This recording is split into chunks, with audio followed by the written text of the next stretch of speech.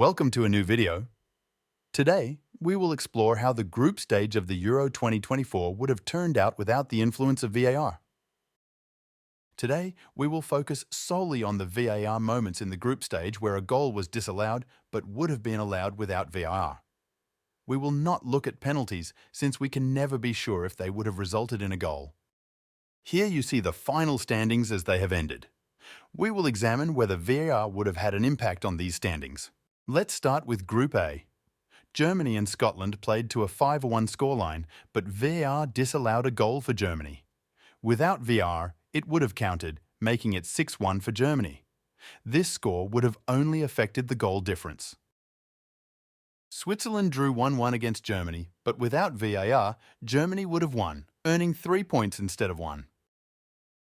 In Group B, Spain played against Croatia, ending in a 3-0 victory for Spain. However, without VAR, it would have been 3-1 for Spain, as VAR disallowed a goal from Croatia that would not have had much impact on the final score of the match. In Group C, there were no VAR moments, so we skip that and move on to Group D.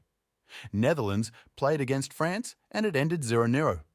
However, if VAR hadn't disallowed a goal from the Netherlands, they would have won 1-0, moving them from third place to second place.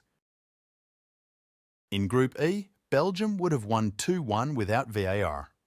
This would have had a significant impact on the group standings. Belgium would have moved to first place, Romania to second, Ukraine to third, and Slovakia to fourth. Additionally, Belgium would have beaten Romania 3-0 instead of 2-0, which wouldn't have made much of a difference. Turkey would have scored an additional goal against Georgia, and Portugal would have also scored an additional goal against the Czech Republic. Without VAR, the Czech Republic would have won, placing them above Georgia. Here you can see all the standings without the influence of VAR. You can also see the standings of all the third-placed countries that are trying to qualify for the next round through this route. Want to know how that works? Check out my previous video that explains how the Euros work.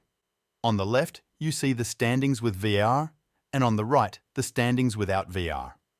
You can clearly see the difference in the countries affected by VAR. Here you see all the matches that would have been played if VAR did not exist. Thank you for watching, and don't forget to subscribe to my channel.